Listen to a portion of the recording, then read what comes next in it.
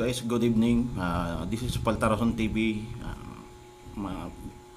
Sa ating talakayan ngayon ay tatalakayin natin ang patungkol sa bilangan at proklamasyon ng mga nanalong presidente at vice-presidente mula sa SMNI News. Panoorin po natin ito hanggang dulo.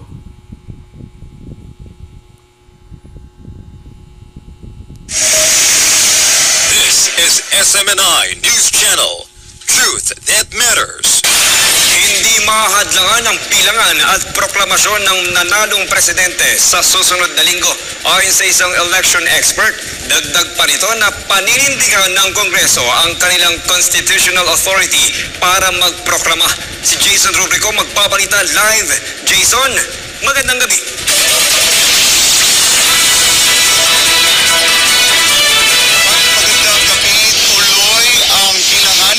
Proklamasyon ng susunod na mamumuno ng ating bansa sa susunod na linggo dahil hindi pa naglabas ng desisyon ang Korte Suprema o ng Temporary Restraining Order.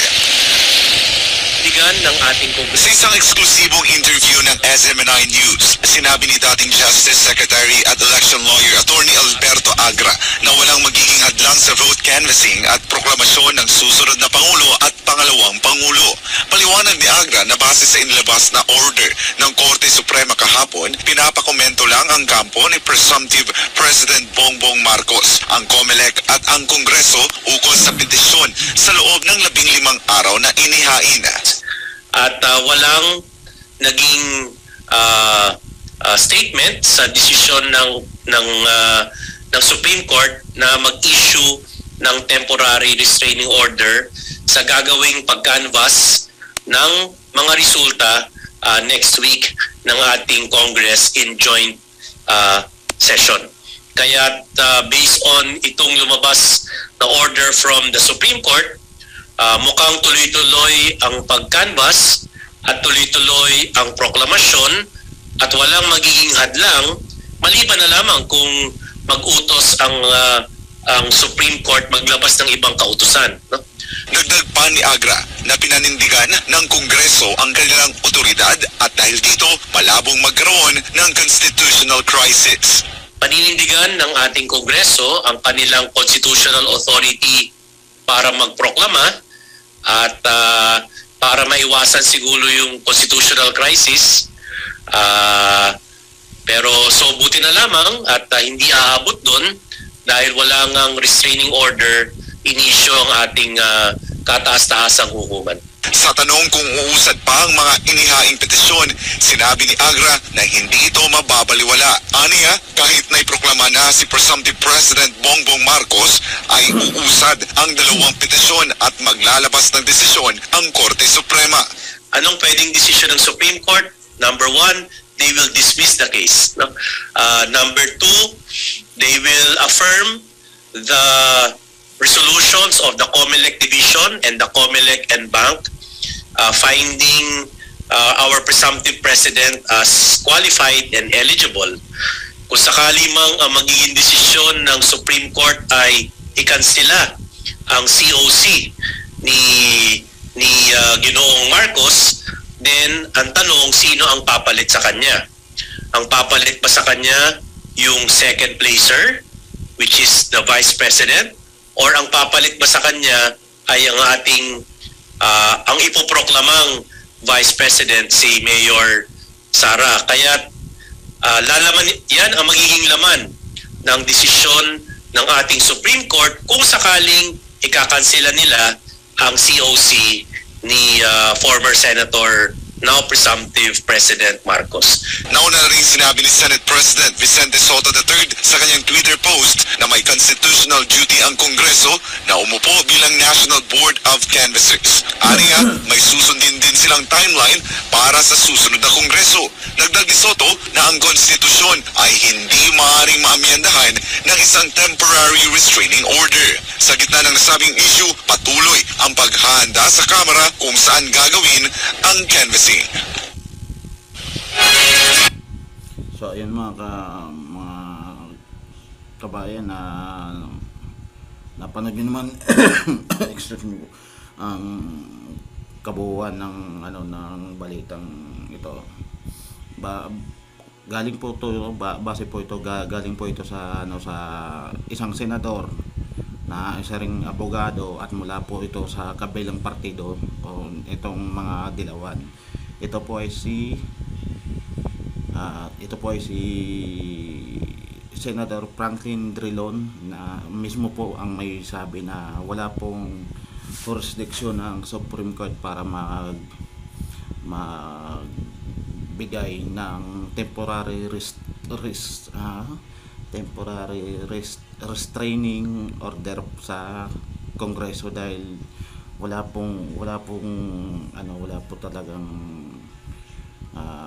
pong jurisdiction itong Supreme Court dahil magkaiwalay pong constitution itong dalawang branch na ito.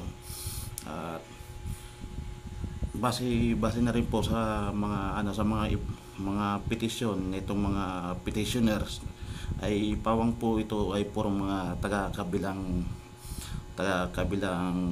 grupo o dito sa mga dilawan na ito na hindi pa rin pagkatalo ng kanilang manok na si Manay Leni Robredo na kababayan ko rin na kapwa taga Bicol. base sa aking pag-aanalisa wala na talagang pag-asa pa na mapigilan ang napipintong pag-upo ni Presidential elect Bongbong Marcos sa Malacanang dahil ito po ay nakatadhana at talagang mangyayari. Wala pong sino man ang makakapagpigil na ito at ito ay itinadhana. At lahat naman po mga petisyon na inihain na itong kabilang grupo ay purong mga basura lamang at mga propaganda lamang laban kay President Bongbong Marcos para sa kanyang napipintong pag-upo sa Malacanang. Ayan na po mismong si Senate President Vicente Soto na rin yung may sabi ang konstitusyon ng Kongreso ay hindi dapat maamyendahan ng temporary restraining order dahil nga ay sila ay isang hiwalay na konstitusyon sa Supreme Court. Magkahiwalay po sila. Ang mangyayari kasi kung magkakaroon man ng temporary restraining order sa COC ni Presidential elect Bongbong Marcos ay magkakaroon ng tinatawag na constitutional crisis. Sino ang mauupo na papalit kay Bongbong Marcos kung sakaling kansilahin ng Supreme Court itong COC niya o Certificate of Candidacy ni BBM. Ito wala nang magagawa itong mga taga-kabila. Mangyayari talaga, mauupo ulit ang isang Marcos sa Malacanang. So yun, pagpatuloy natin. Maaaring maamyendahan ng isang temporary restraining order. Sa gitna ng nasabing issue, patuloy ang paghahanda sa Kamara kung saan gagawin ang canvassing. Sa May 24 sa ganap na alas 5 ng umaga ay inaasahang nasa Kamara na ang mga balota mula sa Senado. At sa hapon ay sisimulan na ang bilangan ng boto para sa mga kandidato sa pagkapangulo at pangalawang pangulo. Para sa Pilipinas Kumahal, balik sa iyo, Kyle. Maraming salamat, Jason Rubrico, para sa iyong balita. Subscribe to SMNI News Channel and para sa isa na namang nating talakayan ngayong araw na ito. Mag-iwan lamang po kayo ng like at comment sa comment section natin. Ibagay nyo ang inyong saloobin o opinion sa usapin ito ngayon. At huwag ring magkalilimutang mag-subscribe sa ating channel para sa mas marami pang talakayan sa mga susunod na mga araw. Maraming salamat po sa inyong panunood at God bless. Oh, isa pa. Kumuha ka pa ng isang isa pang video dahil